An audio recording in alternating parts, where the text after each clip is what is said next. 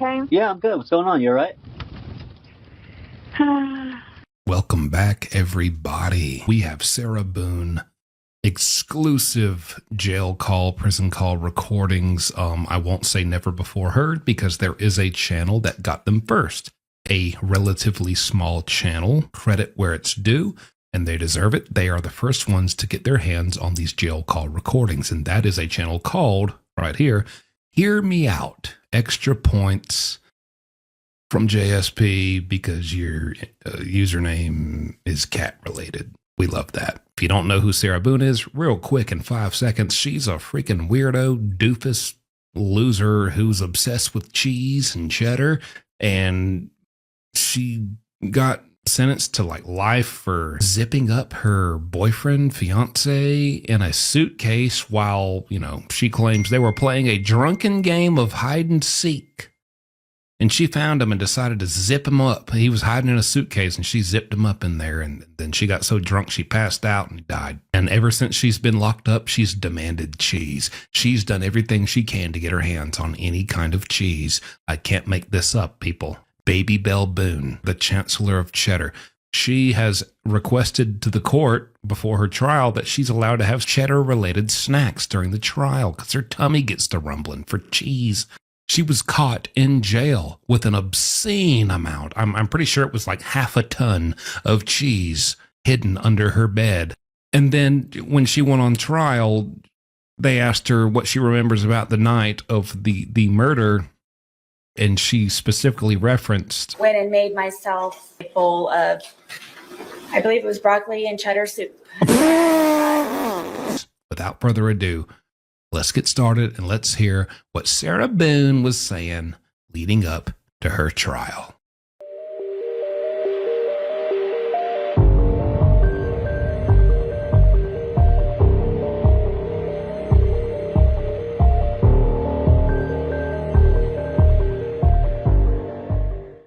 At a Florida Department of Corrections institution.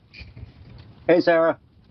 Hey, sorry, I just got back literally like 5 minutes ago, and I wanted to try and get a chance to call you. Oh, Okay? Yeah, I'm good. What's going on? You all right?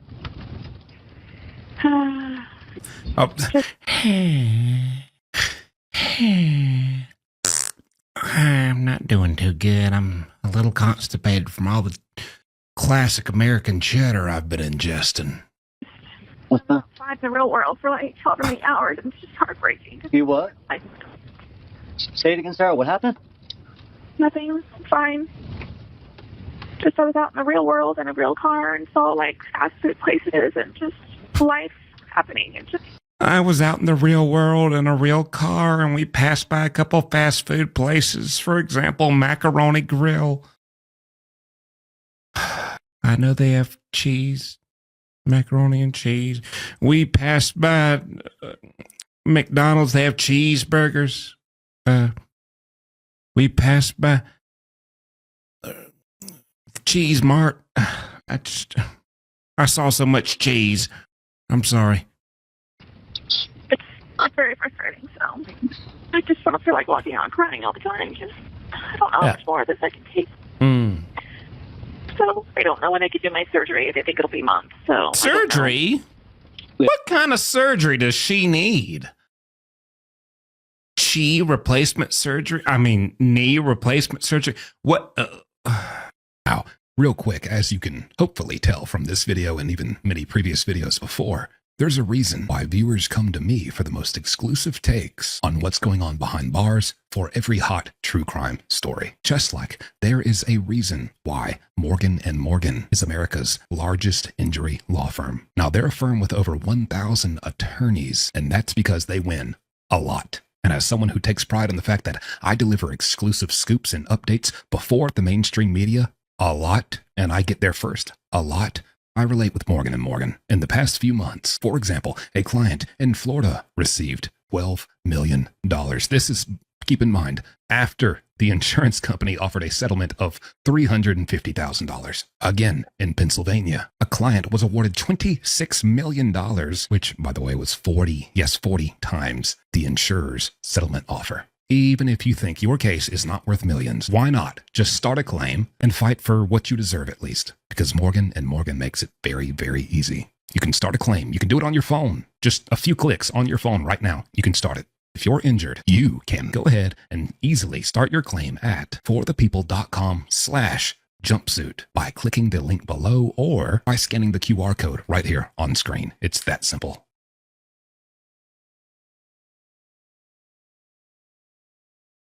What kind of surgery you need, ma'am? Look at your hair.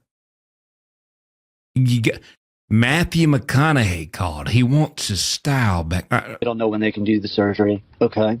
How does that, who does the scheduling? The hospital or the jail, or they do it together? Well, it has to be approved by Tallahassee, which means that, the surgeon told me everything, exactly what's going to happen, and then he said he has to send it to Tallahassee, and Tallahassee has to prove it, and it can take up to 7 months to a year, so. My Lord. So I don't know. It's just another thing with a question mark over my head to worry about, so.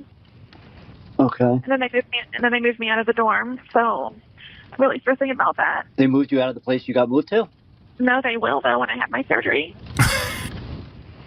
Oh. They moved me out of the dorm. Wait, they are you telling me they moved you out of the dorm? Well, no, but they probably will. I don't know. My best guess tells me they will. I had a dream last night that they did, so, I think they probably will. Ma'am, shut up. You won't. Listen, I have to tell you this on top of everything else. My pretrial is May 28th, 60 days from when I originally did all of this. So I have to wait 60 more days.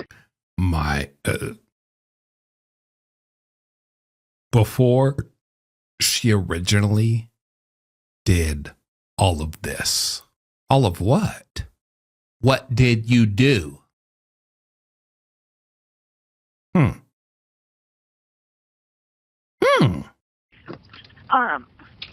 Still hasn't put in the application, and it's killing me. It's killing me. That he won't put the application in. Does he have to or no? Because you put the contempt in and then they put a continuance in. What are you talking about? I'm talking about my son's visitation application to come see me.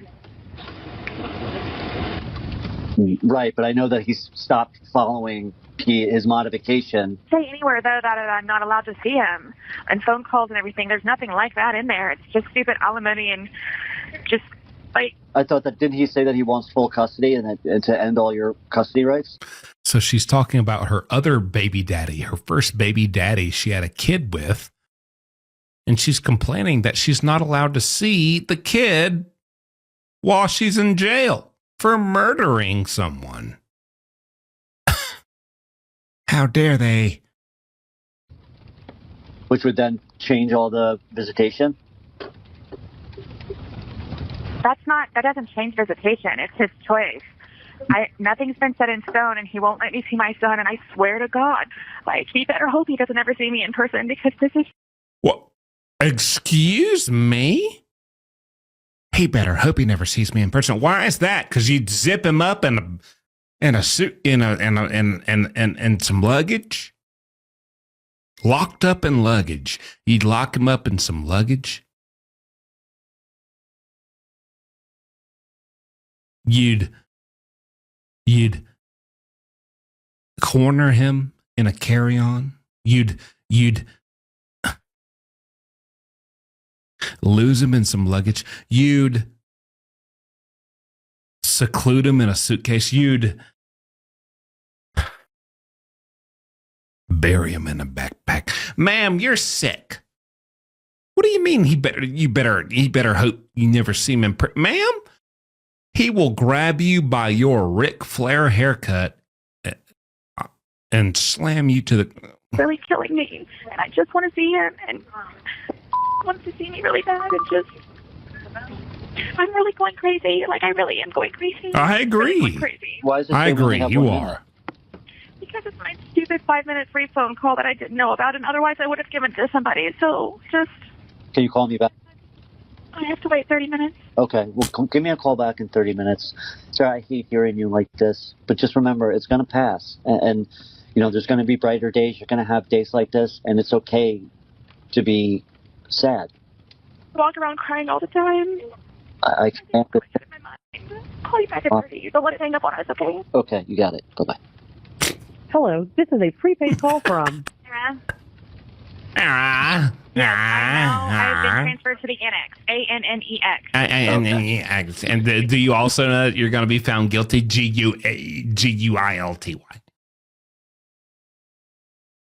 I'm in T1. CHEESE. Cheese. Papa Dorm. Tell them Papa Dorm. P1. Papa Dorm. My bunk number is... And if I can tell you this, because I feel that I can, I think you very much try to understand where I'm coming from. So, like, this whole thing with and not paying me alimony, and I want you to know, like... Alimony? It's like I'm in this fabulous dorm and everything, but I just have nothing in my drawer but rust and the old newspapers that the previous girl left. Okay. I'm in this fabulous dorm. I'm in the best dorm. I am being treated so well by the jail staff. I'm being kept in the most safe, just luxurious part of the jail due to the fact that everyone knows I zipped up my fiance in a suitcase. Because that's all over YouTube, I am just being treated like a queen.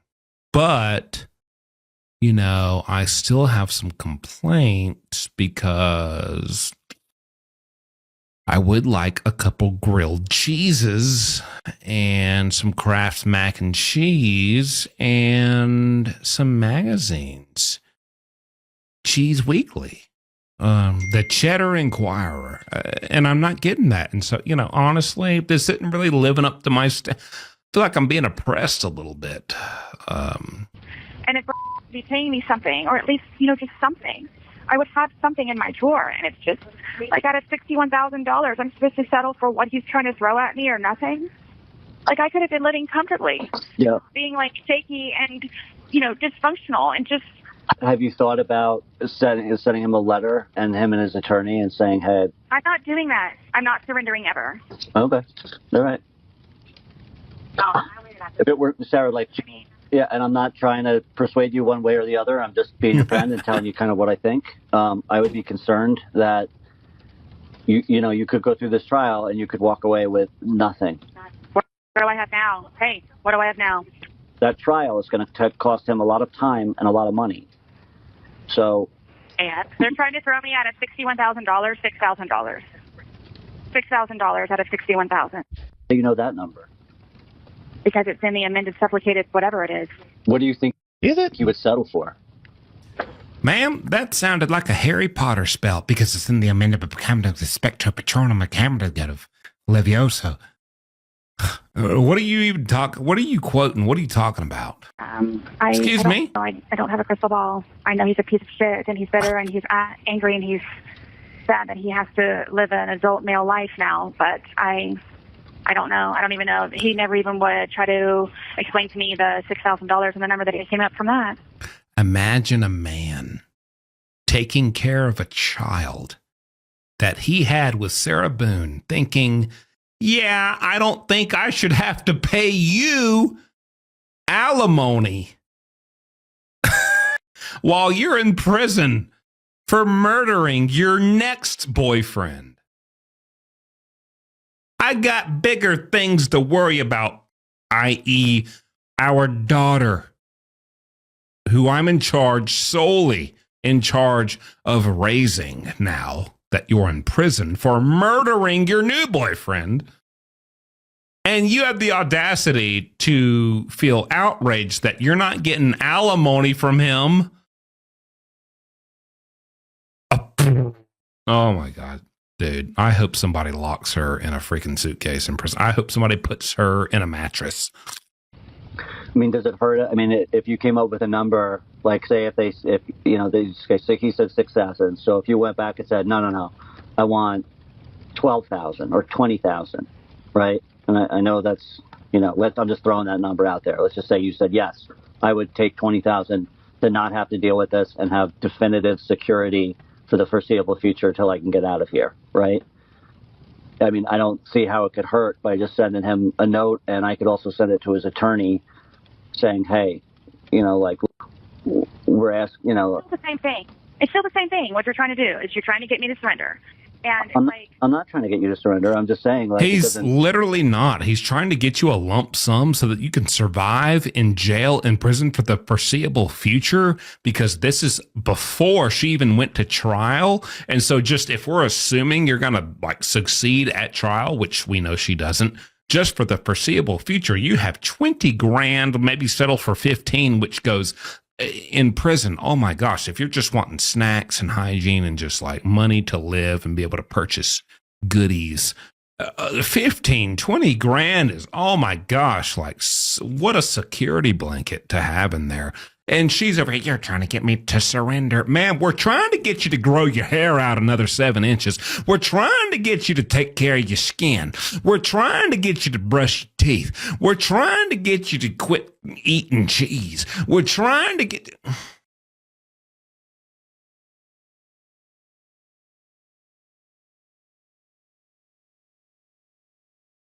Let's continue the call. Hurt you to ask for what you would. That's what mediation is for, and that's what I was trying to do. So right, but they're not giving you mediation. So all I'm suggesting is, do you need a mediator? You don't need a mediator to send him a letter and just say, hey, look, I don't want to go through this. You shouldn't have to go through it either, because it's been through enough. We've been through enough. Save your money on the lawyers, and this is what I'm willing to settle for. But if you don't want to do it, that's okay. Just hold on one second. I know, and I'm being respectful of what you're telling. Mind you, this is the type of thing she fires her lawyers for. Like,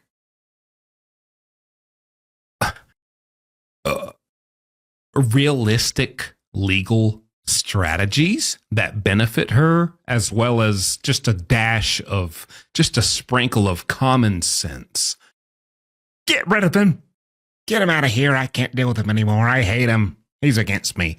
This is what she gets rid of lawyers for, mind you. Me, I understand it's constructive criticism, and my ears are open.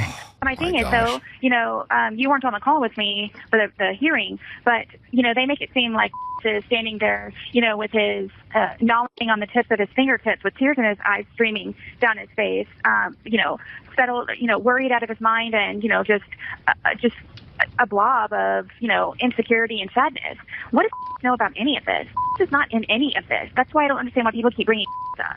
He's got nothing to do with it. He just does what Dad tells him to do and then calls it done. Brett just asks if he can come see Mom. Why haven't you filled out my application? And his response always is, I'll get to it when I get to it. Is she talking about the kid? Correct me if I'm wrong. That little pussy's always crying. That little toddler's always got tears in his eyes anytime he sees his mama in a jumpsuit in court for murdering people. Oh, what a little bitch. Oh my gosh, I can't deal with how big of a pussy this kid is. Oh, who are you talking? What are you?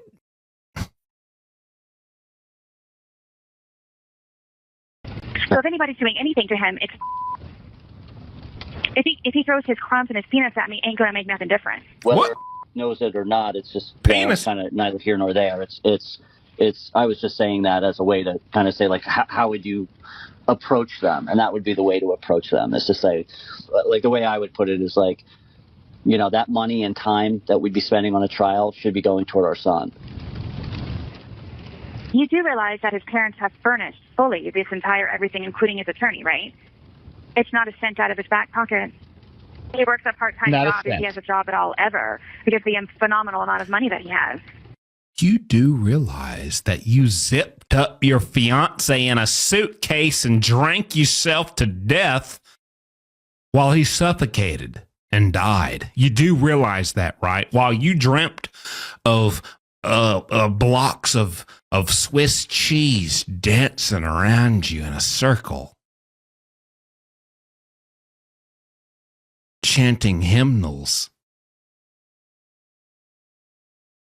Your fiance was dying in a suitcase that you zipped him up in, because he thought y'all were playing a harmless game of drunken hide. We got a little drunk. We're going to play hide and seek. We're going to connect as a couple. We're having a good time. This is a little silly, a little childish, but you know what? We're just being silly. We're having a good time. It's all good fun. And then you zip him up and slam like 4 more glasses of wine and start running your nasty little thin, chapped mouth and let them die in there. You do realize that, right? Why doesn't my first baby daddy want my kid to have, why don't he want me to have custody of that kid? I'm facing life in prison. I think I'm more qualified to have custody of my child than the daddy who's out here working probably a blue-collar job providing for the household. Instilling values in the boy or the girl, I don't know. Who's going to teach her about cheese? And Destitute, right? And he's destitute to make sure that Lucas is put on a pedestal and tried the young man that he is. It's a bunch of shit. So that's not the only argument. The other argument is they're saying, like, you don't need it. Right. And your argument is, well, Could have had a car. I could have had my effing storage in it. Oh, speaking of which, before I forget, please, did you get my durable power of attorney yet? I have not received that yet, no. You checked your mail? Yeah. Okay. Oh, she's about to fire him. And then also, I was thinking about this shackled and She's gonna insane for fire my him. wrist. You should see my wrists, how cut up they are from them putting the damn handcuffs on me for 8 hours too long. Man, I don't care how cut up your wrists are. Look at your hair. I need you to assess your haircut. Your hair, ma'am. Your hair. Bradley Cooper. Matthew McConaughey. What am I supposed to do? What am I supposed to do for this financial affidavit? What am I supposed to do? Because I'm the one who tried to initiate it, and it seems like it was. And so now, how do I do my part and make sure that he's doing his? The judge ordered both of us to submit a financial affidavit. Oh, okay. Well, I think your financial affidavit is basically just saying exactly what you have. You know, it's just basically saying. There's an actual legal document for it. We had to do it during my divorce. Okay. Well, I mean, that's probably a pretty simple thing to find online. And the short answer for you is going to be a bunch of zeros, right? I mean, you don't have anything. But my thing is, so too. She's got something cheese? that the judge is supposed to supply. Like, how. Cheddar cheese? When he's submitting his, like, this is how it's very difficult for me, and it makes me so anxiety-filled frustration, is it's something where... look at that. It makes me so anxiety-filled frustration. Ma'am, that's not how you use English, please, for the love of God. You've been eating too much Gouda. You know, somebody needs to instruct me on how to do this, and, like, how will I know when Brian submitted his? Can you go on the clerk of the court's website and see at least what's been submitted? I mean, I know, hopefully you can't. People can't open them like you, and I believe you could because you're my durable power of attorney. But can you see what's been filed? Like, if he submitted it? I'm going to do it today, if not tomorrow. But you have to understand, I have no... Look at this. Look at my mouse, my cursor. I just want to point out I'm counting 1, 2, 3 crevices of cheese-filled jaw fat. And these lips look mighty dry. My Lord. And look at that hair. Oh, yeah. Oh, yeah. I tell you who'd be jealous of this hair. I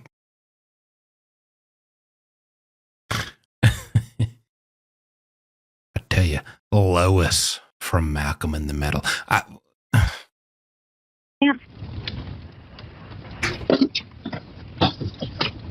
I tell you, Yes, Fox. I have old newspapers and rust in my drawer. I have nothing to even trade somebody. Turn out unless so you can see me. Like, yeah, I need something in my life, or otherwise I'm going to go effing insane. I can't explain it to you, and I'm really trying to keep it together. But after today, and a taste of what real life is out there, and to see everybody, you know, functioning normally and everything, it's very difficult for me, and I'm trying very hard. So basically she's saying she's surprised the world didn't stop spinning when she got arrested for zipping up her fiance in a suitcase because she was drunk.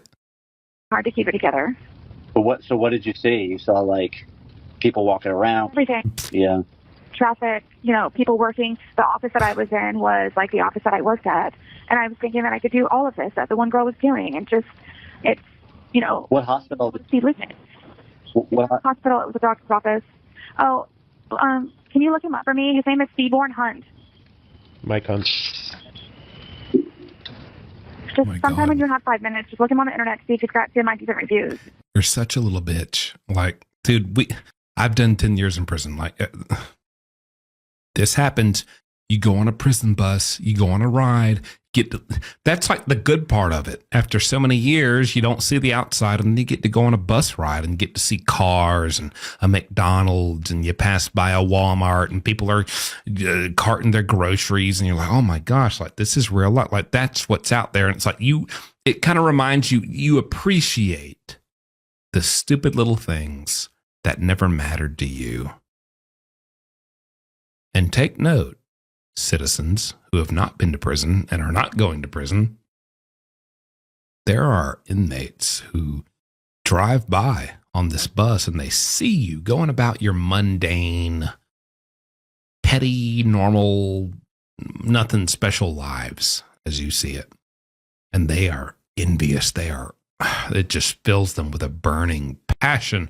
Oh my gosh, what I would give to be able to walk into a Walmart and have $50 in my pocket and just select what I want.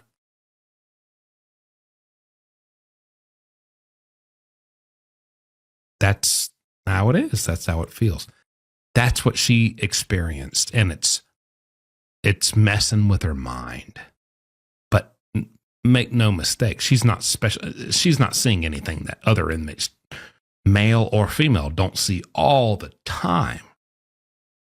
She's just getting her first dose, and she's taking it very harshly, and it's hitting her really hard. This is nothing special. Honestly, the veteran inmates would hear her say this and be like, bitch,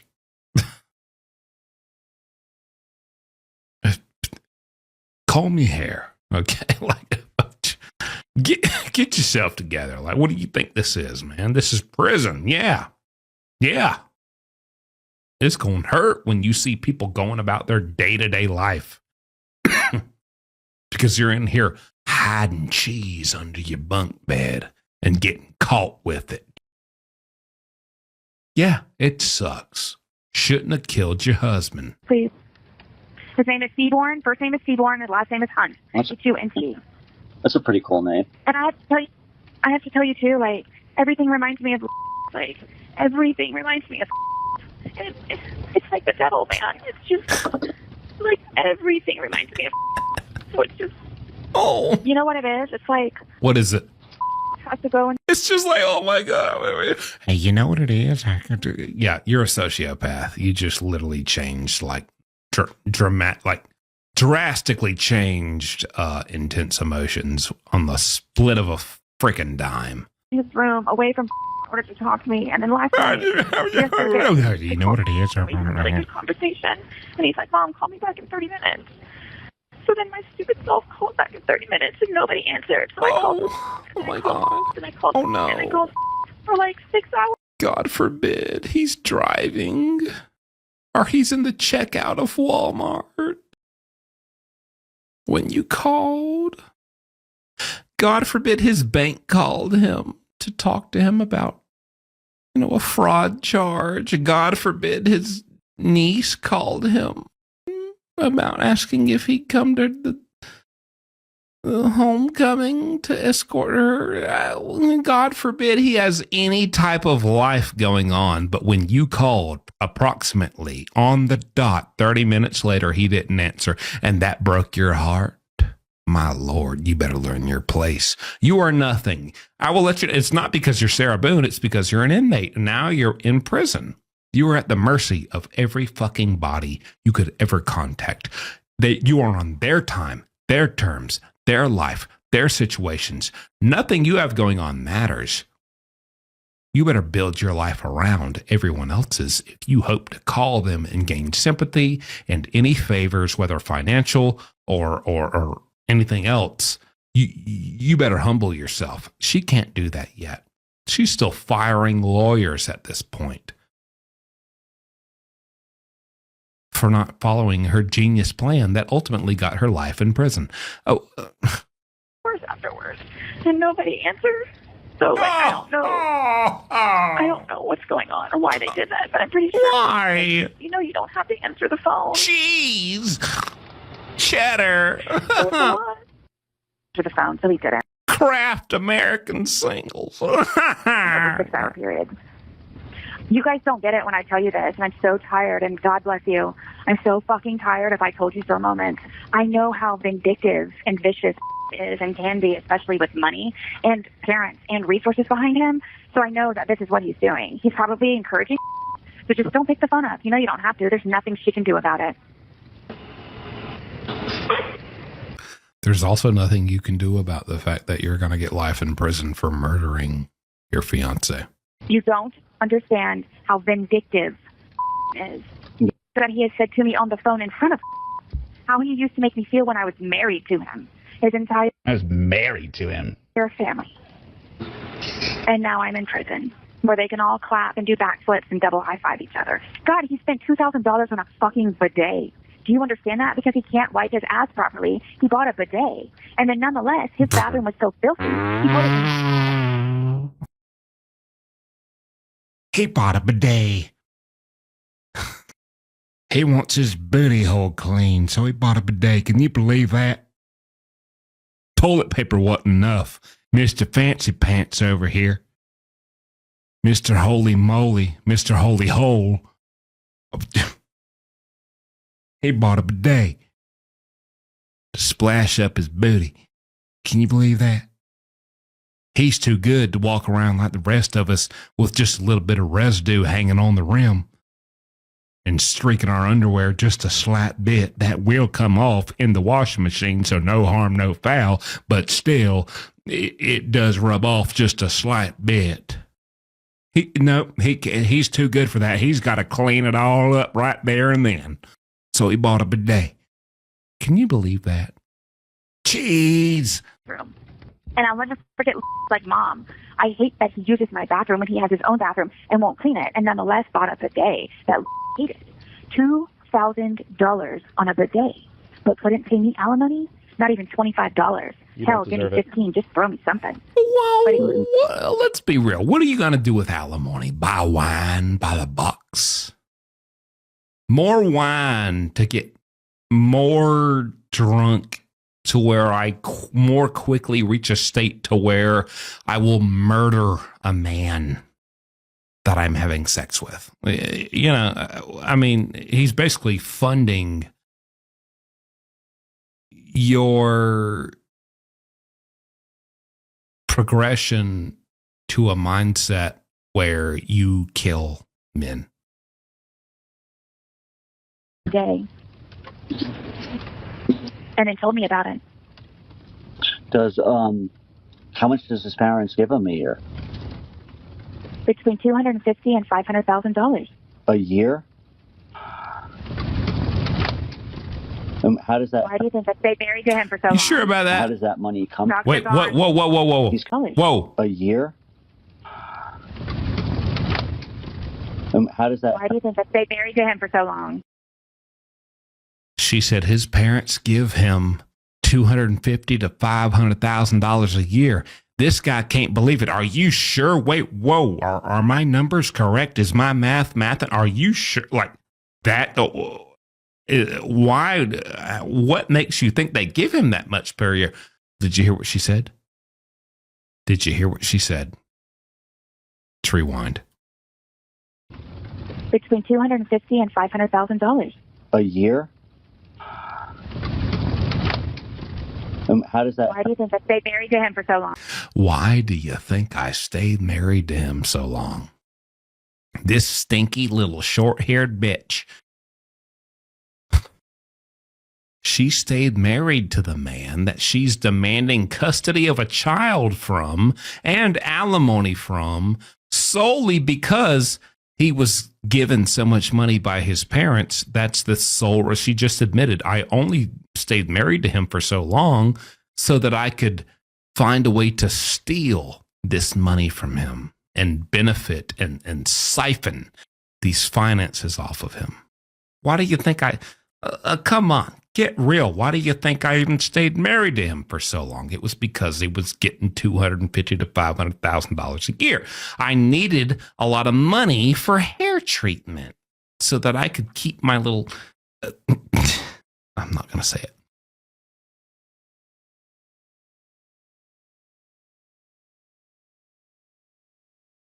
her head is a normal head, but it's like shaped like one of the shrunken heads, like of the Aztecs. Oh, how does that money come? Stocks and bonds. He's going to have to. It's old money.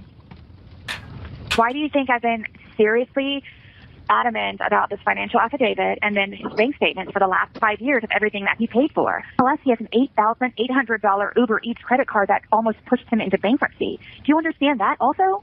Uber Eats. But how is he? $1,000. But Sarah, how is he getting $250,000 and $500,000 a year, and he's getting pushed into bankruptcy? That doesn't make any sense. Because he lied in the marital whatever the fuck it is, and then threw whatever $10,000, $12,000 at my ass to buy me out of the house, and then for the $330,000 that we spent, he got $500,000, $600,000 for it, and then had to get a whole other mortgage on the new house that they're living in now. All of this, everything that he did, he got double and triple the amount of money of things. And then ended up getting a new car, got all new everything, got the new house, got everything. He's got like $4,000 in Nintendo shit. Like. So it sounds like his family loves him and thinks he's a great guy and got a bad deal with you, which, you know, you are a convicted murderer of men that you have romantic relationships with. And they supported him financially because they had the means to do so. You sound very bitter and jealous and angry that his family did that for him, and you sound very angry that this man's family, who doesn't even know you, didn't just like hit you up and be like, "Hey, do you mind if we send you $620,000? You know, we just want to make it fair and even." They don't know you. You look like a freaking ostrich with a bob cut. You look like a turkey with a slick back. Ma'am, you got four chins. Ma'am, you got. You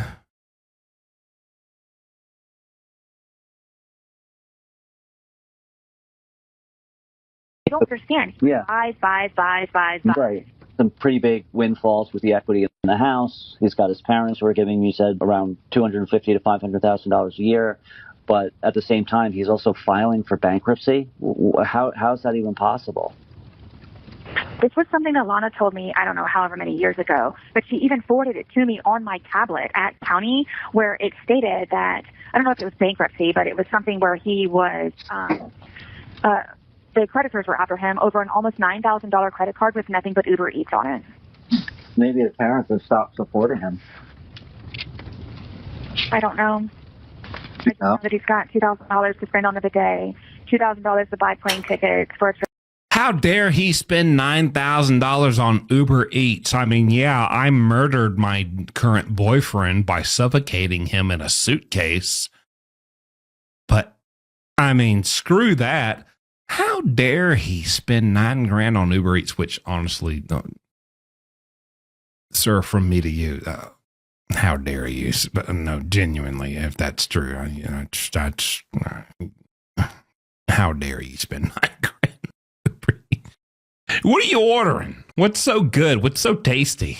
I'll do a food review. What were you getting that you couldn't resist? But no, the fact is, shut your freaking mouth. Shut your hair. Shut your hair. Cheese McGee. Cheesy Mrs. Cheddar. You killed your fiance. They never took, $4,000 in, Nintendo stuff and VR, and they go to movies and they go out to eat all the time. Just they're living large. They're living large. Okay. They play a few games on the Nintendo. They go out to eat at Buffalo Wild Wings, and then they've gone to see a movie or two in the theater. They're living large. They're living large. Hollywood. Sounds like a normal. He bought Mario Kart and then Mario World on Nintendo Switch, and then he had the audacity to go out and him and three buddies went to Sticky Fingers and got some buffalo wings, and then they went and saw the new scary movie in the theaters. They're living large. They're just out there living like a bunch of kings. Living it like royalty out here. Ma'am, that kind of sounds like your average American. Can you ask, I don't know, who's the regular attorney? When you ask, is this something that the court furnishes, or how do I submit this? But Sarah, like a financial affidavit is basically just it's a financial statement that you give to the court saying. I know what it is. I had to do one for the divorce. I don't care what form it is. I just want to make sure that I want to submit what it is that I'm supposed to submit.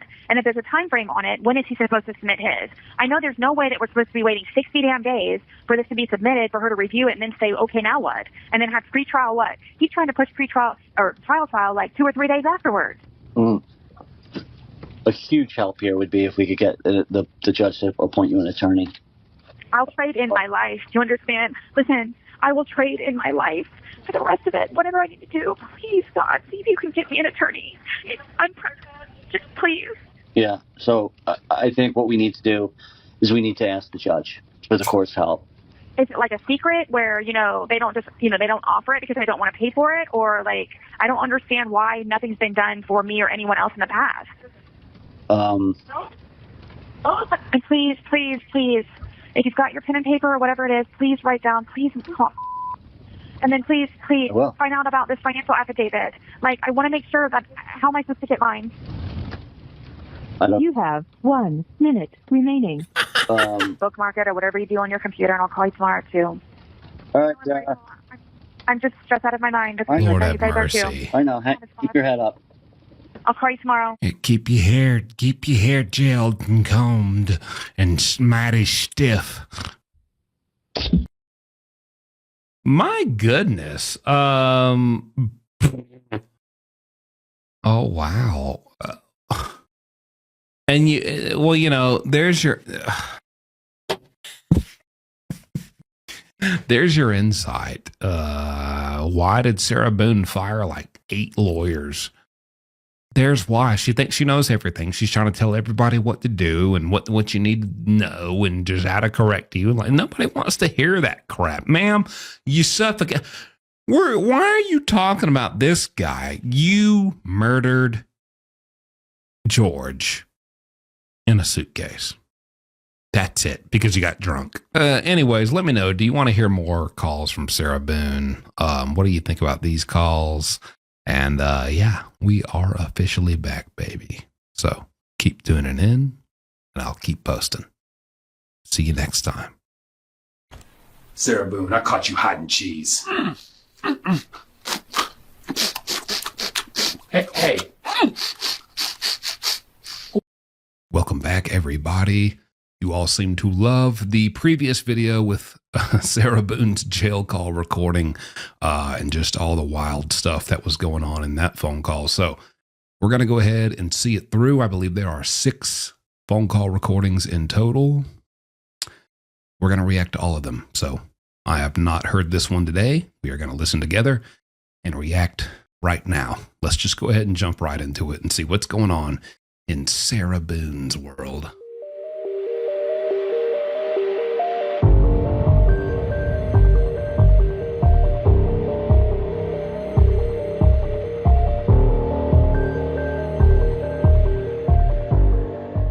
Department of Corrections Institution. Hello. Hey. Hi. Are you at home? Well, I'm at my office. What's going on? Oh, well, that's what I meant. Just I didn't know if you were in your car or not. Yeah. Ma'am, that's not what you meant. Home is not the office. That's actually 2 completely different things. Right. So, super effed me up with stuff that she was helping me with in this, my statement. So I'm not going to be able to get it to you until tomorrow. So I just wanted to make sure you were aware, and you said it was okay, but I just wanted to give you a heads up. Okay. I mean, I'm not able, tomorrow's Saturday, so. Oh, I know. That's fine. Just, I got your message, and it said that. No, that's not fine. He's telling you that's not fine for him. We know it's fine for you. The concept of time no longer matters. Days of the week, weekends, average days, and time frames where people work and have to do things and then have time off and don't really deal with business things. We know none of that matters to you. He's saying it's Saturday. He doesn't want to talk to you on Saturday. 18th, which is today, right? Yeah. Okay, well, I wanted to make sure that I had the dates right because it said that it was okay if I sent it to you tomorrow, which is... Yeah, you can... Thank you.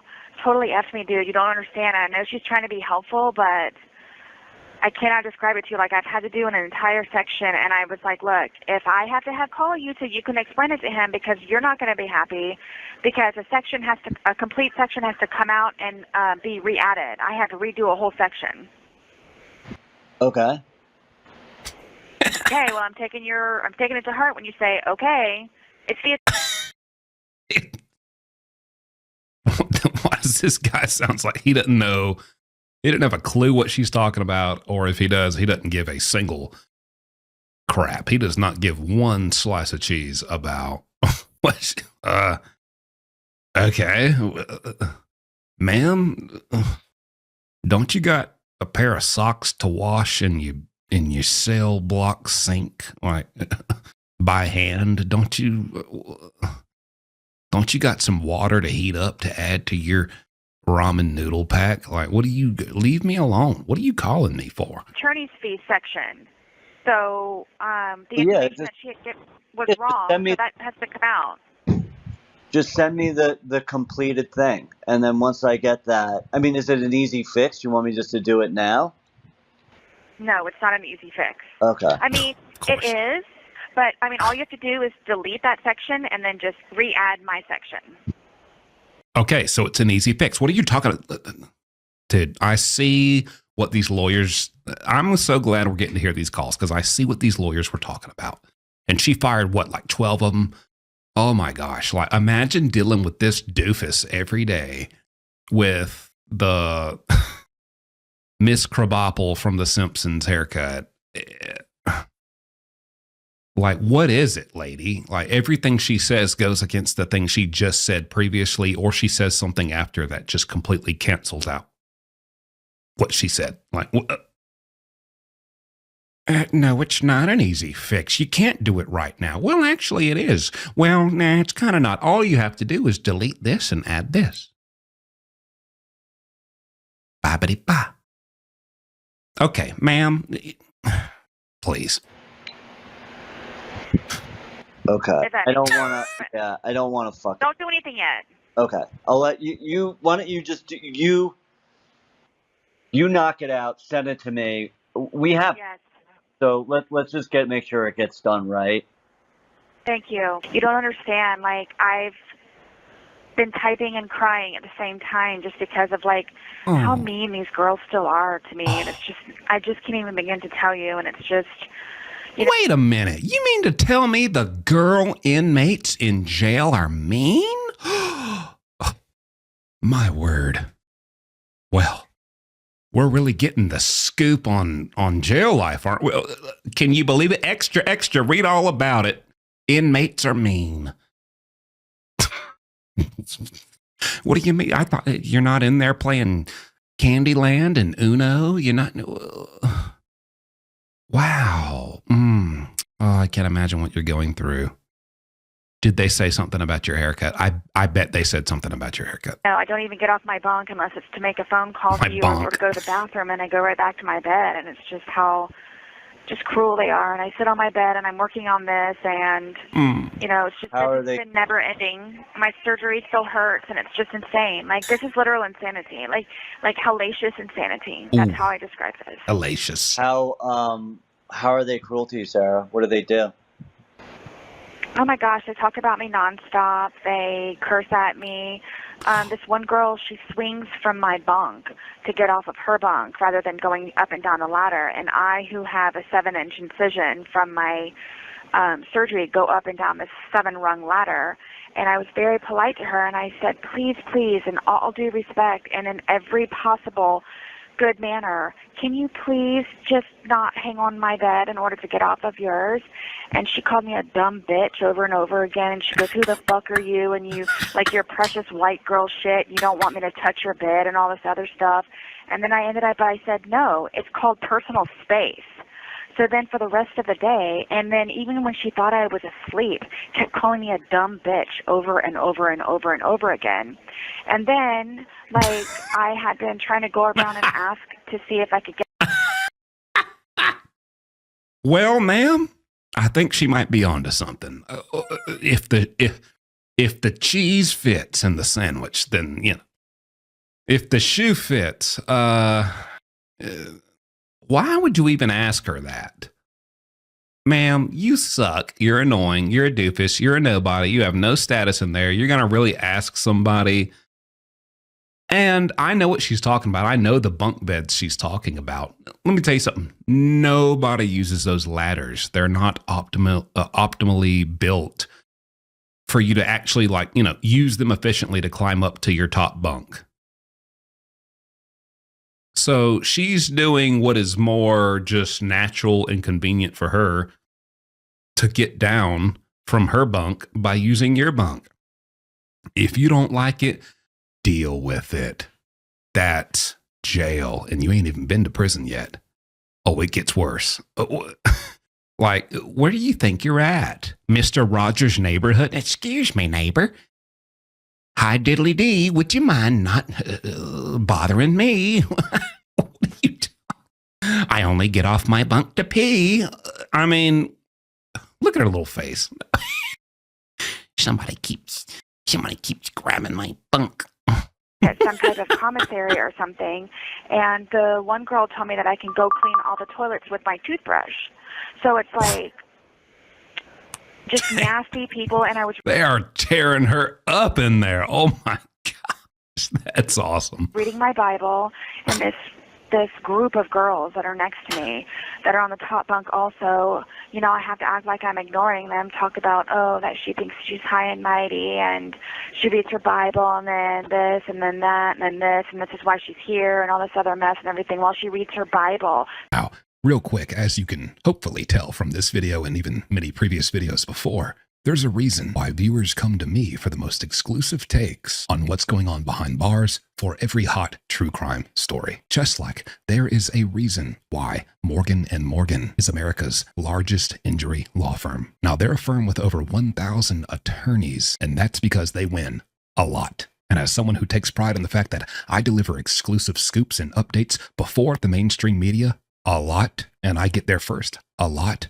I relate with Morgan & Morgan. In the past few months, for example, a client in Florida received $12 million. This is, keep in mind, after the insurance company offered a settlement of $350,000. Again, in Pennsylvania, a client was awarded $26 million, which, by the way, was 40 times the insurer's settlement offer. Even if you think your case is not worth millions, why not just start a claim and fight for what you deserve at least? Because Morgan & Morgan makes it very, very easy. You can start a claim. You can do it on your phone. Just a few clicks on your phone right now. You can start it. If you're injured, you can go ahead and easily start your claim at forthepeople.com/jumpsuit by clicking the link below or by scanning the QR code right here on screen. It's that simple.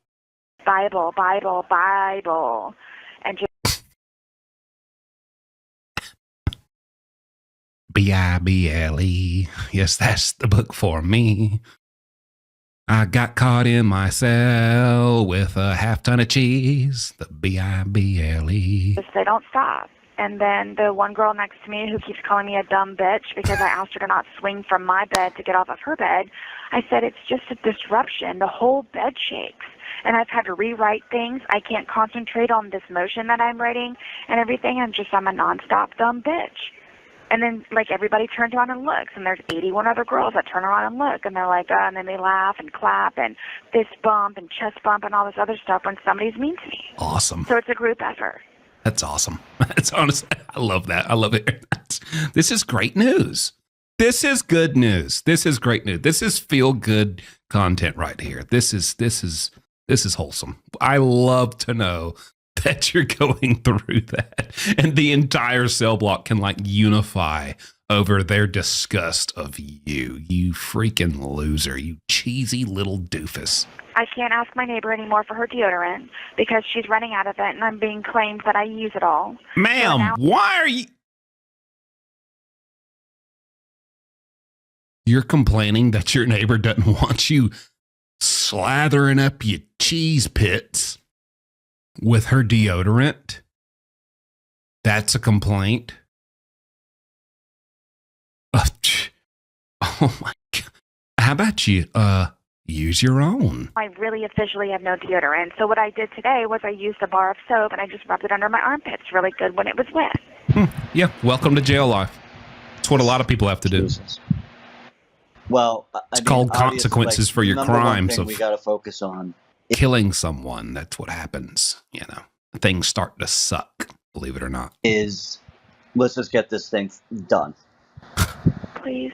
That'll certainly help things. Please. Then we can kind of focus on everything else. I'm sorry you're dealing with that. That's really, really hard. And doesn't, as if you're not dealing with enough stuff. I mean, empathy for I think it's funny, all those names that you're being called. What about the video you recorded and all the names you were calling George while he was in the suitcase? What about how cruel and condescending and passive aggressive and just high and mighty your tone was the entire time you were talking to this man while you zipped him in a suitcase and he was pleading for his life, and you recorded him sitting on the couch drinking your little glass of wine, all the things, all the names you called him, all the cruel things you said to him. Why would you think anyone gives a crap about that same thing coming right back at you in jail? Well, there you go. You reap what you sow. Been there. They've been in this situation, right? Oh no, I had asked one of the mean girls, believe me, listen, this is me being humble. I asked one of the mean girls, I said, what is it that I'm doing wrong?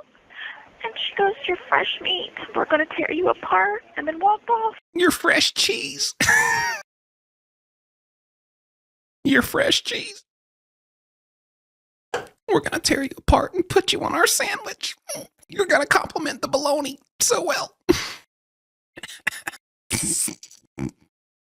Ma'am? She said what? That I'm fresh meat and that they're going to tear me apart, and then walked off. Fresh meat. More like spoiled meat, but yeah, go ahead. And then I get made fun of for being on my bed all the time. So it's just I'm damned if I do and I'm damned if I don't. Yeah. I mean, what are you supposed to do? Just overcome the circumstances. Get tough, start beating people up. And get beat up until you learn how to not get beat up, and then start beating people up, and then people will finally leave you alone. Welcome to your new life. Welcome to your new future and the rest of your life. That's the reality. You better start going now. Put you a couple blocks of cheese in a sock and start swinging that thing. And believe in God. And that's what I'm doing. And I have friends like you. You don't understand. Just to hear your voice is a comfort. You don't understand. I hear you, Sarah. You just gotta kind of, I mean, you don't have a choice, right? Like, you just gotta, like, pay them no mind, and the friends that you have there, just stick around them, stay close to them. As much as anybody gives you shit or gives you stuff, just do your best to ignore it. Keep focused on doing what you're doing. What do you mean, friends? Who was her friend in that? Chuck E. Cheese? What friends? Chester Cheetah? And just kind of take heart, knowing that you're you got things you're working on, and you're not just sitting there and watching the paint peel. Mentally, like this. I don't know. I mean, some point, like, stand up for yourself. You're a human being, and you deserve to be treated with respect, and don't be well, I guess that's easy for me to say. Don't be scared to stand up for yourself, but easier said than done in here. Yeah, I bet. One girl held up her pinky finger and said, "This is you," and then She said, now look at me. She said, you don't have a chance. Get that. Well, she does drugs on her bed every day. Things I could tell you. The things I could tell you. You know, just... While she does drugs on her bed every day. Ma'am, aren't you an alcoholic and you're like 40 years old and you play hide and seek? You get so drunk you play hide and seek in your house. What do we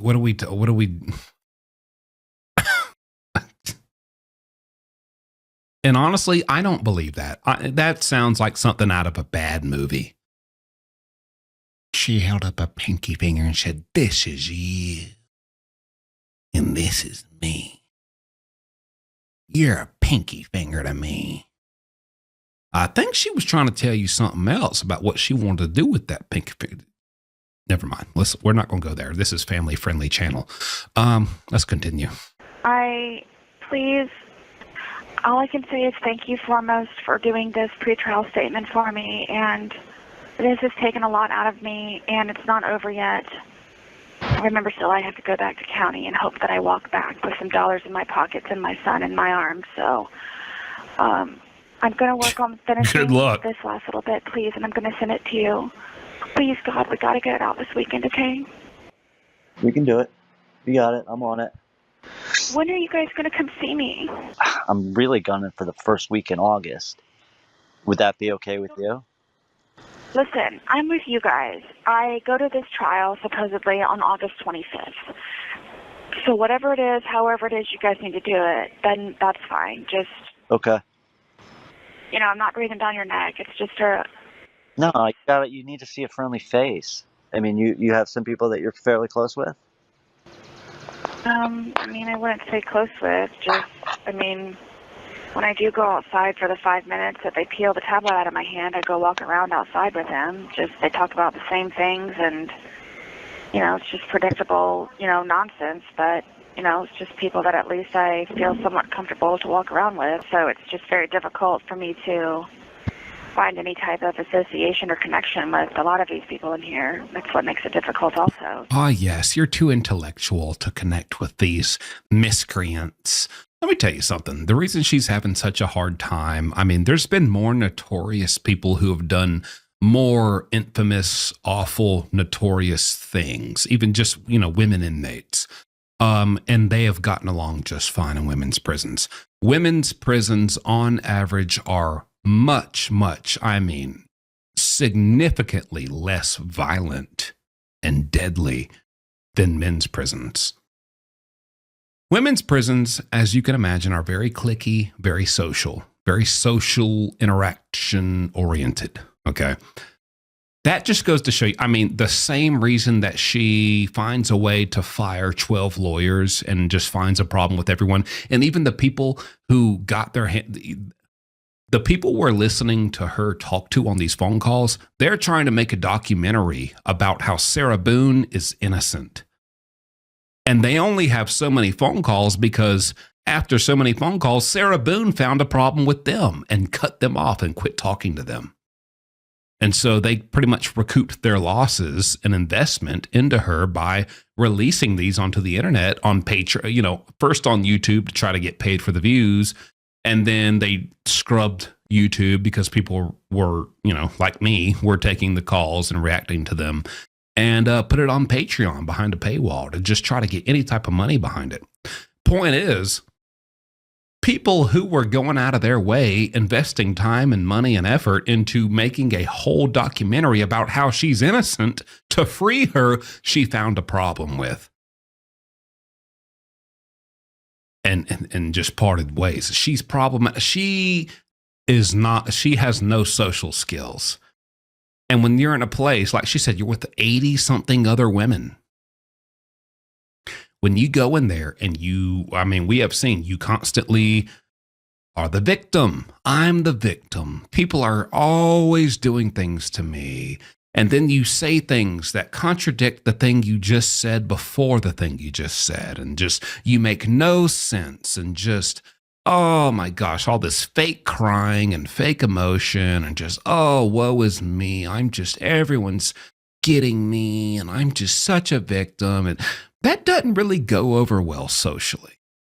And prison, jail is all about, when you're in a cell block, it is all about how well you are able to function socially. She has zero skills, and so she is failing. She's even becoming a laughingstock, a clown, a target. Yes, I do believe, yeah, they are targeting you and bullying you and making fun of you. It's funny to them. It's entertaining. It makes their time go by. They are entertaining themselves by torturing you because you are such a little doofus and so insufferable. And that doesn't just happen to any, it's not because you're new. It's not because you're fresh meat. The baddest motherfucker in the world could walk into jail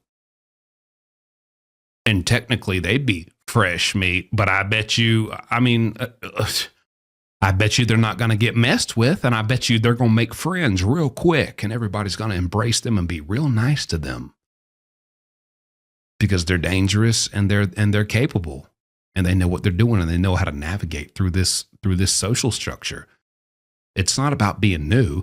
She's just an idiot and she's very unlikable. It's very, very hard to like her. She's full of herself. She's a narcissist. She's the victim always. It's just, so everything in the world working against her. And I don't blame those 81 inmates for hating her. Just, you know, it's just my take. It's very disheartening that I don't relate to anybody. Well, just keep staying true. If you don't relate to it's very disheartening that I don't relate to anybody. If you're in a cell block with almost 100 people and you are saying you don't relate to anybody, I don't think 99 other people are the problem. I think probably, most likely you're the problem. You're one person. Out of 99 people, you can't relate to anyone, and yet 99 people hate you. You're the problem. You're insufferable. To yourself, don't fall into those traps. I'm not. So just know that I'm always going to be a blinding beacon. So everybody will definitely know that it's me when you see the bright light. So just know that. And what? I will be a different person when this pretrial statement is done, and I get a chance to see you guys. So I'm beyond words grateful for you guys, and I know that we have our run-ins and short fuses, and I don't want you to get sick of me, and I don't want to get sick of you guys, but it's just like, Spoiler alert, she will after 6 more phone calls. I'm going to be honest with you, I feel like I'm, I don't know, just you can't get rid of me kind of thing. That's what I feel like. So I'm here for you. We're gonna keep knocking this out. So just I'm gonna get it's not yours, but I'm gonna get these awful additions to you between today and tomorrow. So please keep an eye out. And if you don't mind, please, I'll call you sometime in the afternoon or early evening tomorrow to make sure you got everything and everything's all right. Okay. Is that okay with you? Yeah, it's great. Give me a shout. I'm hugging you through the phone, okay? All right. I'm hugging you through the phone. Please don't. Get your hands off me through the phone. Get your phone hands off me now. Inmate at the Orange County Corrections. You there? Yep, I'm here. Okay, thank you. That was my free phone call that we get on Sundays, and it's only 5 minutes, so okay. Thank you for your patience. I don't remember what I was saying. Oh, the letters. So anybody who I had asked, I told them to send it to you, to send it to James, and to send it to, but I don't know if they did all of that, and I was just going to, if I had to triple make sure that it was there between the 3 of you guys, I was going to just do that. And okay. James is notorious for losing things, or I don't know if you know, but we had to send things to him hundreds of times. Are you even able to just print stuff out and hand it to him? Yeah, one time I gave him a grilled cheese and he lost it. Can you believe it? And when we're in the courtroom, remember, James is supposed to be here today. I don't know what he's doing. He's not answering his phone to this present moment. I tried calling him 3 times between yesterday evening and today, so I don't know when he's supposed to even be here. But my goal, yes, if you would like for me to call you around 1 o'clock, I can do that. Yeah. And I wanted to find out, too, are you going to track his ass down tomorrow, considering that you're here, to introduce yourself and to say what's going on? I think it's funny, it's not like people can call a jail and talk to an inmate. So when an inmate calls you, you have to catch it right then and there. If you don't and you miss the call, you cannot call that number back and talk to that inmate. Okay, it's just one way. It's one way. And you have to like catch that person right at the opportune moment for them to answer the call. Think about how many times a day you going through your normal life, if someone in jail wanted to call you and you either caught it when they were calling for 20 seconds, like you have a 20-second window. You either catch it or you don't. And if you don't catch it, and then 2 minutes later, you check your phone and you're like, oh man, I just missed their call. Let me go. You can't call them back. That inmate has to call back. You're crapping on this guy because, I called him within a 36-hour time period. I called him 3 times.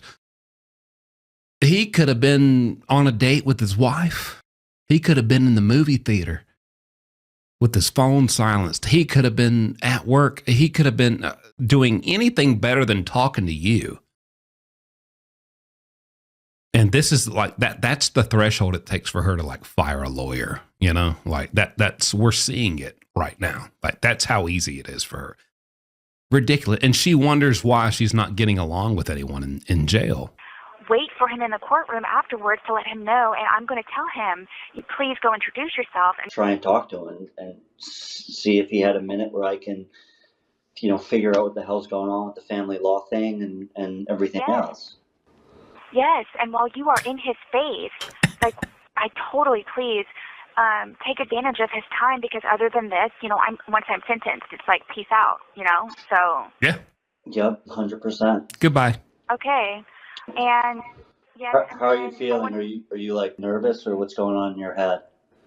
I'm not really nervous, to be honest with you. I am very confident, especially with the amount of people that I have coming to represent me, either in a letter, an email, or in person. Spoiler alert. She loses in every possible way. I wanted to talk to you for a moment about like my statement and what you sent me information-wise in regards to how the judge could cut me off or interrupt me. Mm-hmm. The case relevance to my case. I'm going to talk about forgiveness of George Torres' family, social media, my 3 prior attorneys, both judges, the jury, and myself, the prosecutor and the detectives. So I didn't know if that was too much or whatever, but I read it to Lana, and she was freaking floored and said, don't be afraid of the judge and just keep doing it, because if he does interrupt you, then it's going to be an appellate issue. But I don't want him to stop me in the middle of it, and, I'm on the flow, like getting it, and then him say, you can't read that any longer. On so I'm flow. Starting off with, it's forgiveness, okay? It's forgiveness. So I'm forgiving, first off, George Torres. And I'm forgiving him for, beating, spitting, raping, beating, all of that. I'm forgiving him for all of that, okay? But nothing actually came and brought to light in my actual case, so I made a list of some of the things that he had done to me, and I was forgiving him for. And let me guess, next you'll forgive yourself for murdering him. Because you could have just called the police and got him arrested and left him. He did all this stuff to you. And yet you're running around drinking wine, eating broccoli and cheddar soup, playing hide and seek with this man. After he R-worded you, spit on you, beat you. So you killed him. Okay. My second one is going to be, I forgive his family for not intervening, for helping and knowing who he was and what he did, and to throw out there also about Pharrell stabbing the mother of his baby in the side of his head, which, talks about the violence in their family. I mean, it's a split-second blip on the radar. Mm. And then I was going to forgive social media for their insensitivity and, You hear that, guys? She forgives us. She forgives social media. She forgives me. I guess that includes me. She forgives us for laughing at her little being bullied in jail. She forgives us. It's all okay. Trust me, guys. Don't leave any hate comments. She forgives us. How I am, where I am, and who they have depicted me She forgives every one of you. Forgive them for that. And then I was going to forgive the judge for making me pro se, for keeping me when I was down, for, not listening, and basically that's what it is.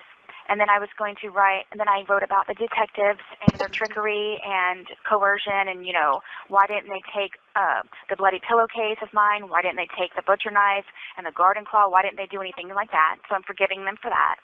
And then probably because it's irrelevant. I mean, all that really matters is that he got in a suitcase and you zipped him up and he died in the suitcase. I don't know what a pillowcase and a garden claw has to do with that. So that's probably why, just to give you a good guess. And the prosecutor, I was forgiving him for his errors during the... Oh, man, your forgiveness is just so valuable. Are you Jesus Christ? No. She's Jesus Christ. Jesus Christ. Jesus Christ. Oh, man, we are so blessed to have the forgiveness. Do you hear that, social media? All of us, we're forgiven for not supporting Sarah Boone. Beelzebub. Trial to cause confusion and dysfunction to the jury, which equaled them giving me the sentence that they did. And then the jury I was going to forgive for not understanding and being confused and being hungry and away from their family for 2 weeks, in full capacity. And I feel that it was a brash. Ma'am, you were the one who was hungry. You were craving cheese. I think they ate before they came to court. They have the freedom to do that. I don't think they were hungry. They were a little hungry, so they decided to find me guilty. Rushed decision, and I forgive them for that. And I understand about them being away from their family for 2 weeks and everything else. So, and then I was going to forgive my... Ma'am, they could have hurried up and found you not guilty. If they're away from their families. They want to get back to their families. They're hungry. They want to go get food. They chained them up in a dungeon to where and didn't feed them until they came to a verdict. So that's why they found me. They could have just as quickly and just for the same reasons. I'm hungry. I want to see my family. Let's go ahead and find her not guilty and get out of here. They could have found you not guilty. They found you guilty. So what are you talking about? Self for not standing up for myself sooner, for not, distancing myself, not fighting for myself, not doing any of that sooner. So I didn't know if this was too much, if I was going out of my boundaries. And I don't know if I... Look, I mean, the judge will do whatever he wants, but as long as it's said in a way that it's not contemptuous. It's smart-ass and condescending. Maybe what you could do is you could, prioritize it so that the ones that you want to say the most are, in order. So this way, if he does shut you down, then at least you got the ones out that you wanted to say, Okay, yes. And thank you for your feedback. But my thing is... Yeah. Okay, yes, I'm asking you, an expert, your advice on what I should do. And now you, an expert, are giving me your expert advice on what I should do. So anyways, screw all that. Thanks for your feedback. But...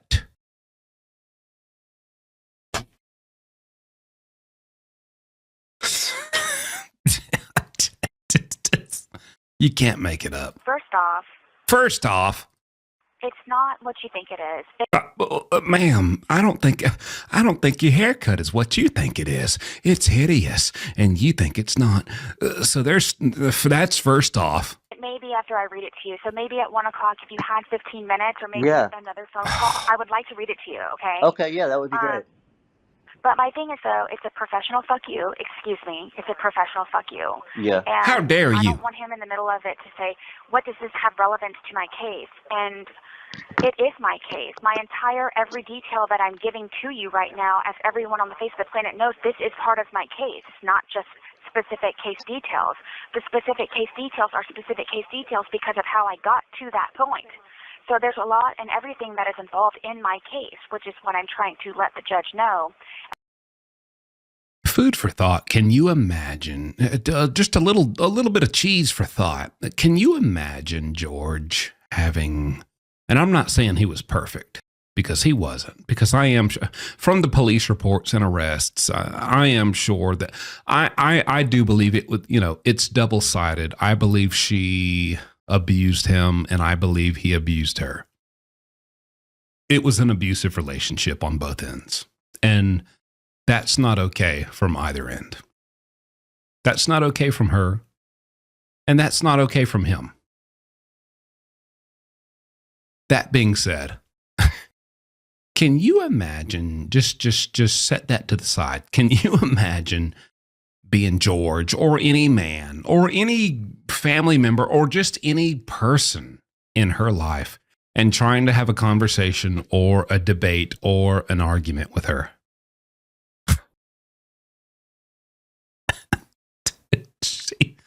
She is just strapped to the gills, like, with excuses and just, she could be talking to a professional, like a prestigious lawyer, and she's going to tell him about how, yeah, I get what you're saying, but let me tell you a little something about how the law works. Like, so insufferable. Like, oh my gosh. Like, oh gosh. I see why what happened. And I'm forgiving everybody. I'm making another copy and I'm mailing it to him, or I was going to hand deliver it to him in the courtroom. She's forgiven everybody. It's cool. She's forgiven everybody. I mean, I was going to have this said one way or another. Who cares? We don't care. We don't care if you forgive us. We don't care if you hate us. We don't care if you condemn us. We don't give a crap about. You think we care about? Who cares about your forgiveness? You're a killer. You're a drunk murderer. Like, you recorded yourself drunkenly berating a man who was dying of oxygen deprivation in a suitcase you zipped him in, and laughed about it. And you pushed him down the steps in the suitcase. You think we care about your, I forgive people for making mean tweets. Ma'am, forgive your barber for giving you that haircut. That's where you start. I don't want to bother Lana quite yet because it's too early for her. Yep. Am I wrong? Tell me, is this supposed to be yeah, like, you're wrong. Yes, you are. This happened. I love George. Tears, all this. Is that what it's supposed to be, and that's what everybody's expecting? Is that your script? Mention that you love George. Cue the tears, tears, tears. Try to make them come on. If you can't, go ahead and squeeze a couple eye drops in your eyes. Tears, tears, tears. Drama, drama, drama. Convince the jury, and scene. To say? I just don't know how much of an impact it really has. That's probably what he wants to hear.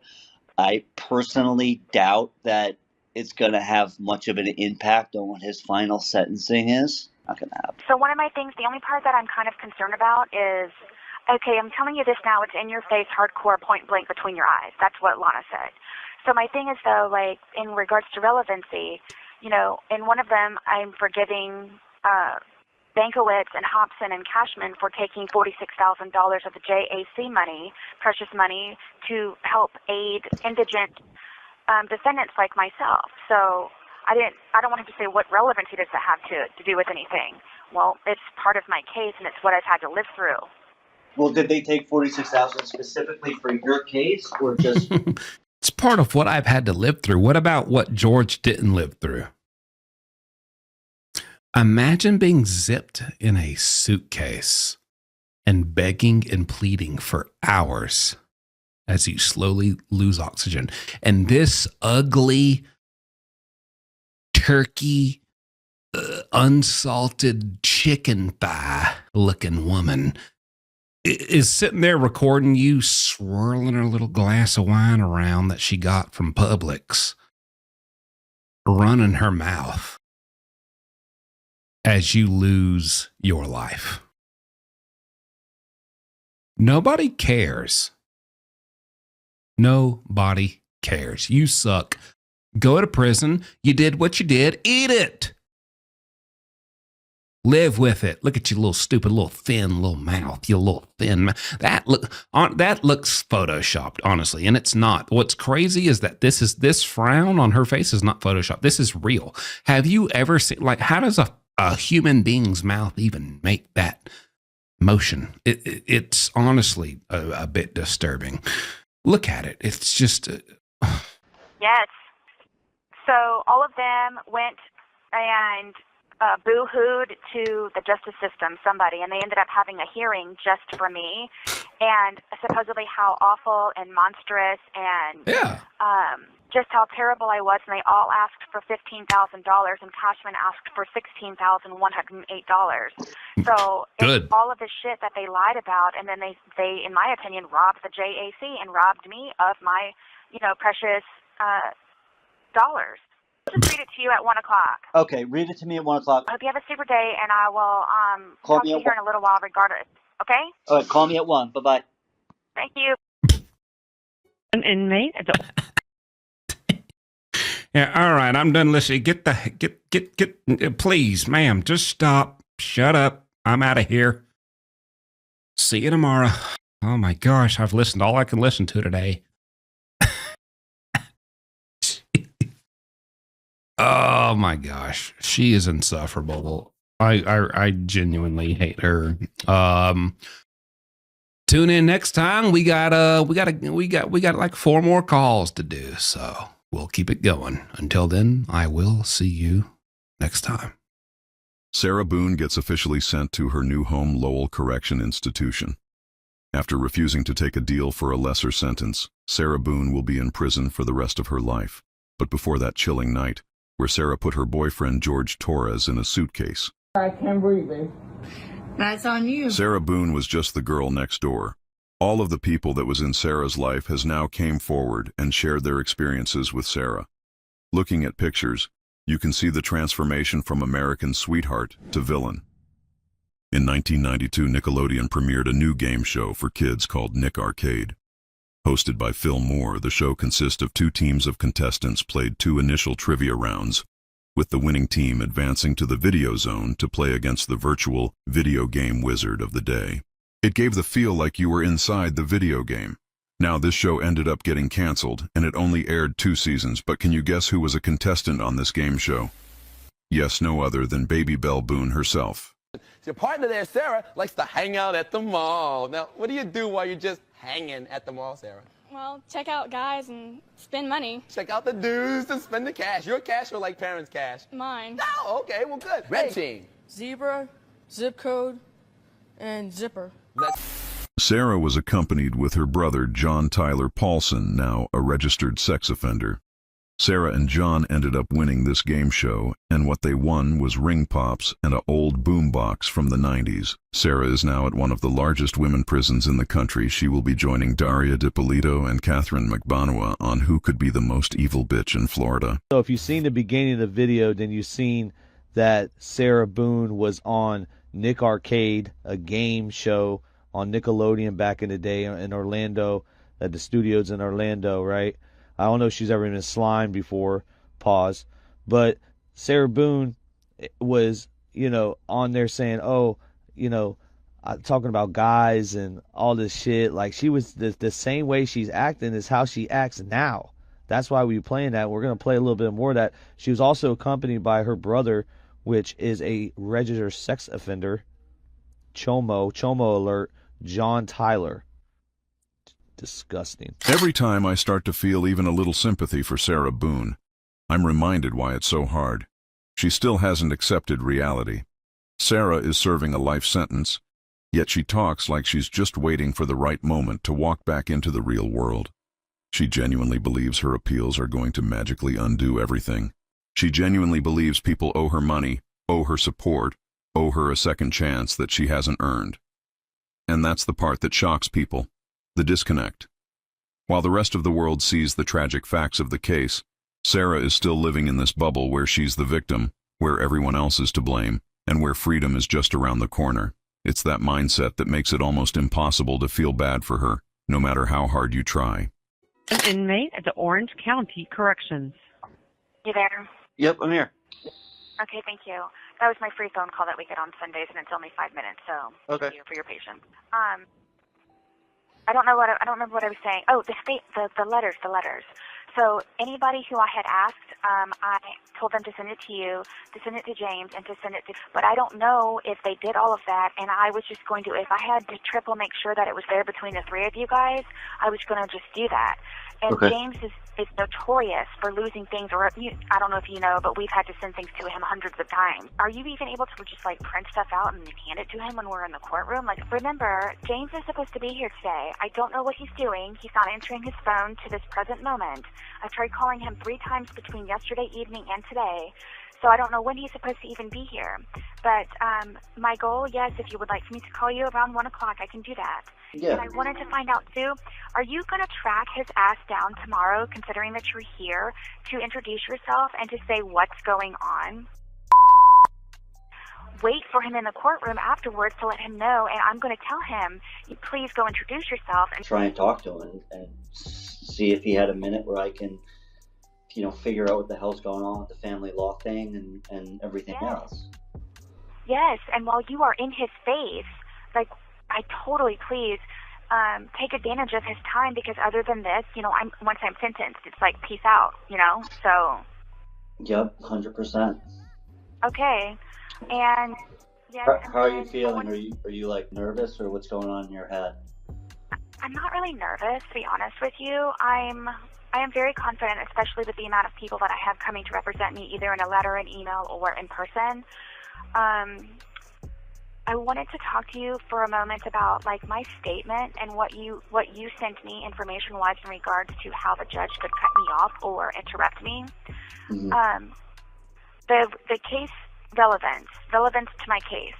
I'm going to talk about forgiveness of George Torres' family, social media, my 3 prior attorneys, both judges, the jury, and myself, the prosecutor and the detectives. So I didn't know if that was too much or whatever, but I read it to Lana, and she was freaking floored and said, don't be afraid of the judge and just keep doing it, because if he does interrupt you, then it's going to be an appellate issue. But I don't want him to stop me in the middle of it, and, I'm on the flow, like getting it, and then him say, you can't read that any longer. So I'm starting off with, it's forgiveness, okay? It's forgiveness. So I'm forgiving, first off, George Torres. And I'm forgiving him for, beating, spitting, raping, beating, all of that. I'm forgiving him for all of that, okay? But nothing actually came and brought to light in my actual case, so I made a list of some of the things that he had done to me, and I was forgiving him for, okay? Okay. My second one is going to be, I forgive his family for not intervening, for helping and knowing who he was and what he did, and to throw out there also about Pharrell stabbing the mother of his baby in the side of his head, which, talks about the violence in their family. I mean, it's a split-second blip on the radar. Mm. And then I was going to forgive social media for their insensitivity and, how I am, where I am, and who they have depicted me as, and forgive them for that. And then I was going to forgive the judge for making me pro se, for kicking me when I was down, for, not listening, and basically that's what it is.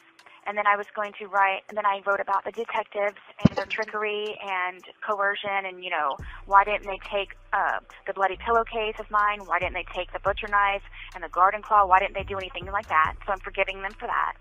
And then the prosecutor, I was forgiving him for his errors during the trial to cause confusion and dysfunction to the jury, which equaled them giving me the sentence that they did. And then the jury I was going to forgive for not understanding and being confused and being hungry and away from their family for 2 weeks, in full capacity. And I feel that it was a rushed decision, and I forgive them for that. And I understand about them being away from their family for 2 weeks and everything else. So, and then I was going to forgive myself for not standing up for myself sooner, for not, distancing myself, not fighting for myself, not doing any of that sooner.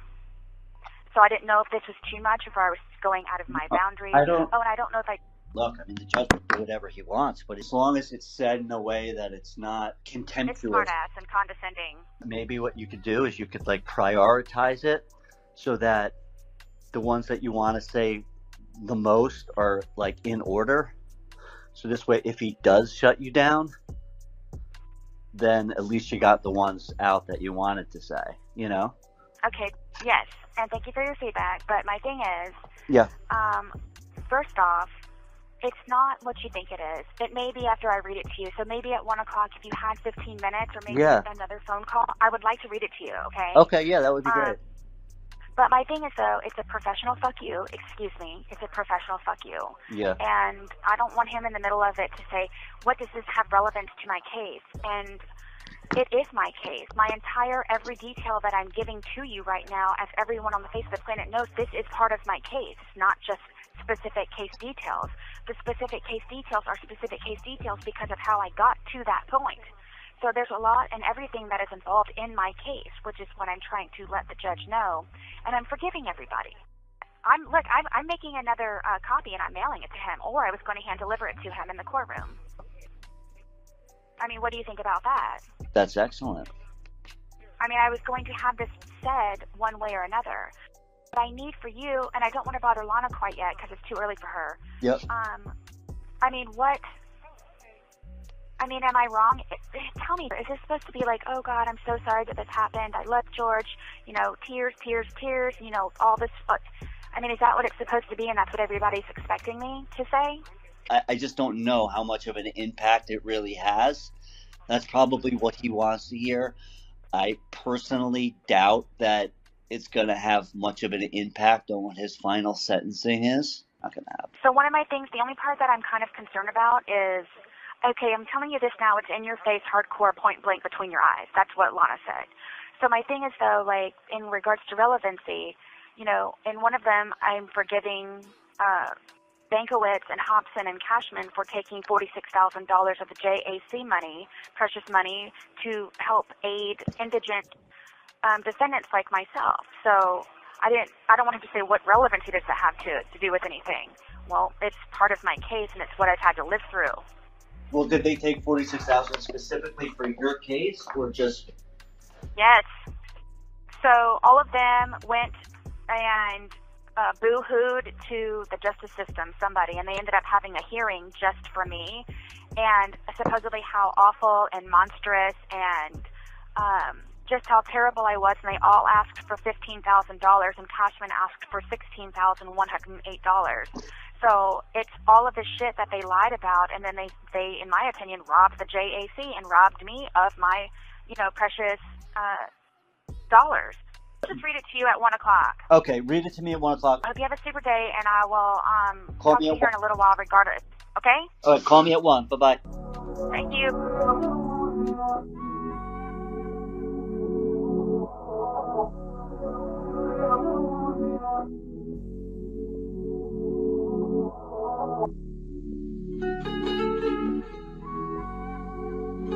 Thought you tell these niggas shut the fuck up.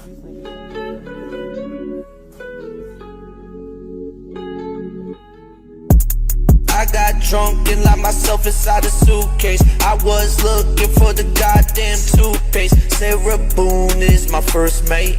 That's my first mistake. Yeah, this life she take. We was both so tipsy. I was screaming out, baby, unzip me, yeah, yeah. She was saying, please don't hit me. Baby, I can't breathe, baby, I can't breathe. You could've let me out, you were just sitting there, drinking on another beer. Yeah, you ain't never cared. Even all these lawyers trying to see the real you.